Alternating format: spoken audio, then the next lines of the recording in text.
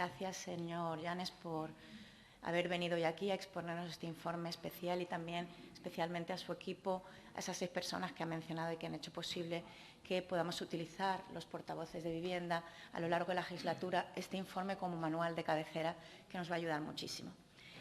El problema de la vivienda es una emergencia habitacional. Hay imágenes como esa proliferación en el sur de la isla de Tenerife de furgonetas y coches que se han convertido para algunos en su vivienda. Pero, no obstante, antes de entrar en el fondo de este asunto, quisiera, con carácter general, y dado que nuestro grupo parlamentario se inicia en esta legislatura, en este Parlamento, hacer una mención genérica a lo que para nosotros representa, desde la mayor de las lealtades y respeto a su institución, recogida en el Estatuto de Autonomía, lo que advertimos o pensamos de lo que son los defensores autonómicos. Si tenemos en cuenta que el presupuesto y su institución para el próximo ejercicio se estima en unos 4 millones de euros y que en España contamos con 9 defensores autonómicos, ello supone unos recursos públicos de 36 millones de euros en defensores autonómicos, a los que hay que sumar los 21 millones de euros del defensor del pueblo. Estamos hablando ni más ni menos que de 57 millones de euros que consideramos excesivos. Consideramos que la tramitación de quejas deberían ser realizadas en última instancia por el defensor del pueblo en aquellos casos en que las respectivas inspecciones de servicios no dan respuesta a la ciudadanía. Y también pensamos que la elaboración de informes debería surgir de las propias administraciones, que en su caso tienen la capacidad incluso de subcontratarlos si no llegan a ello. No se trata solamente de una cuestión de economía, sino también incluso de eficiencia.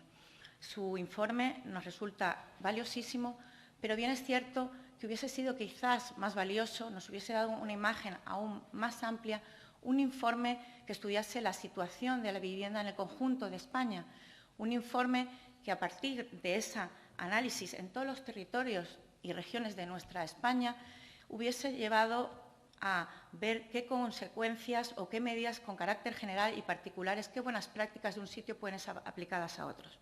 Pero, en cualquier caso, insistimos, muchas gracias por este informe. Ha llevado un gran trabajo de más de 100 investigaciones, todos los colectivos han participado y es de enorme valor. Entrando ya al problema de la emergencia habitacional, consideramos que esta emergencia habitacional está impactando en la estructura de la sociedad canaria de una manera que es inasumible. Por un lado, la edad de emancipación, una edad de emancipación que ya dista de la edad media de emancipación en Europa y que en Canarias es aún más tardía.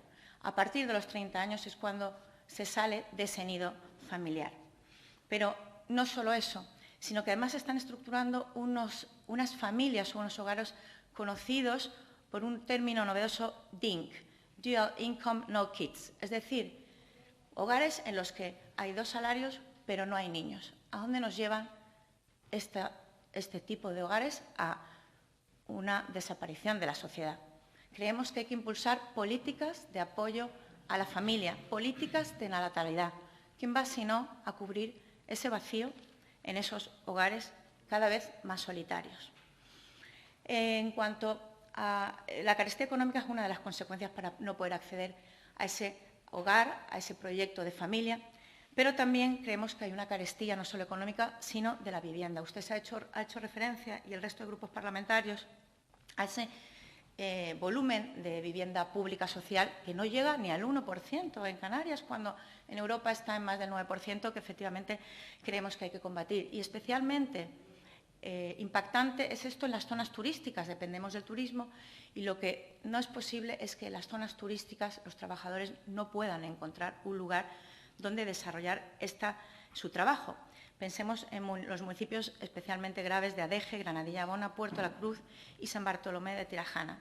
En nada más y nada menos que desde 2016, el precio del metro cuadrado en el municipio de Adeje ha aumentado en un 80%.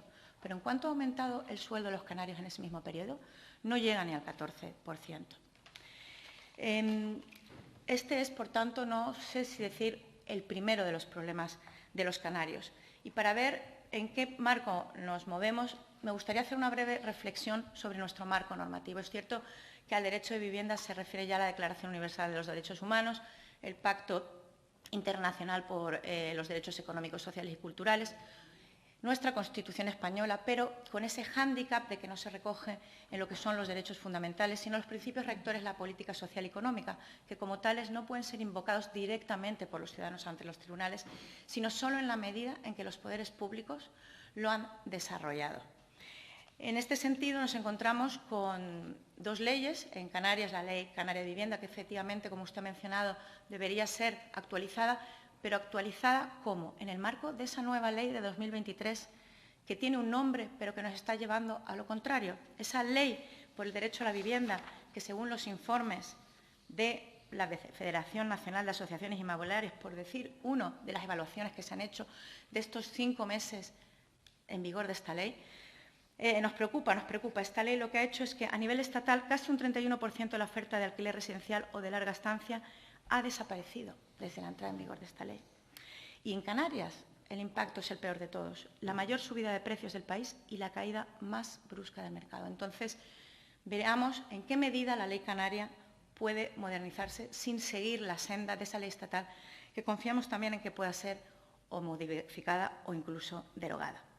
También contamos con dos instrumentos fundamentales, el Plan Estatal y el Plan Canario de Vivienda, con una vigencia hasta 2025, muchísimos programas valiosísimos, pero nos preocupa la gestión que se está haciendo de ellos. Y solo voy a hacer mención a uno, al programa de vivienda vacía. Los datos que ofrece su informe son escalofriantes.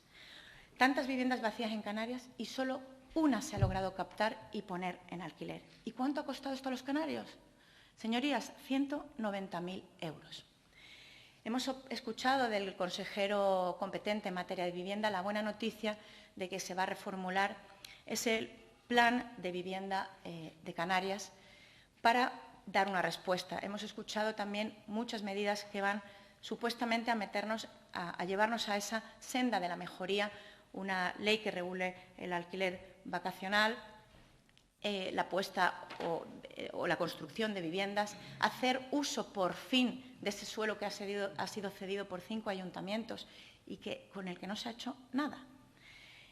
Le queríamos plantear si considera que de aquí a 10 años, con esas nuevas medidas, va a mejorar la situación y también cuál considera usted que será esa situación de la vivienda en Canarias en un periodo de 10 años, no de legislatura, sino un poquito más amplio.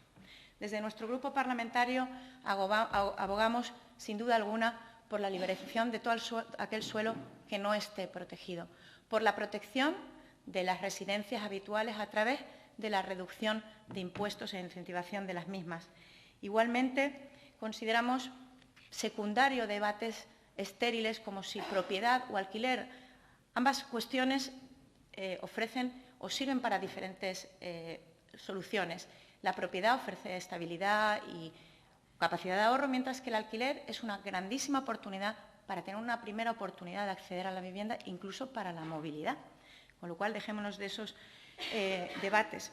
Pero sí que también consideramos fundamental que se apoye a través de la FECAM esa renovación de un planeamiento urbanístico que genere esas bolsas de vivienda, ese patrimonio municipal del suelo, que haga posible que pasemos de ese 1% al menos a un 5% del suelo público de vivienda. También esas nuevas fórmulas de vivienda que están surgiendo, fomentarlas como el cohousing. Sin duda alguna, no podemos seguir cruzados de brazo. Creo que todos estamos aquí de acuerdo en que la vivienda, como usted dijo, no es un mero bien inmueble. La vivienda es el hogar donde desarrolla una familia. Necesitamos familias fuertes que puedan desarrollar un proyecto de vivienda que atienda a sus necesidades y a sus deseos. No puede ser que la sociedad esté pendiente de un elemento como es unos metros cuadrados. Muchas gracias y esperamos con atención su segunda parte de la intervención. ¿Puedo intervenir 10 segunditos para una cuestión en relación a una afirmación del diputado respecto a lo que yo he intervenido? Quería aclarar que Espera. Va a aclarar un punto, un punto que yo dije y creo que se ha malinterpretado. Sí, que creo que se ha malinterpretado. Vox, como grupo parlamentario democrático constitucionalista, no está en contra del diputado de Común. No queremos que desaparezca, perdón, del defensor del pueblo. No queremos que desaparezca el defensor del pueblo, ni la audiencia, ni el Tribunal de Cuentas, ni el comisionado de la Nación de transparencia. Lo que estamos en contra es de la duplicidad de estos órganos en todo el territorio, en todas las autonomías. Es decir, que Defensor del Pueblo sí, pero no los 9 defensores autonómicos. Muchas gracias. Era solo para aclarar eso que quizás no lo expresé correctamente. Gracias.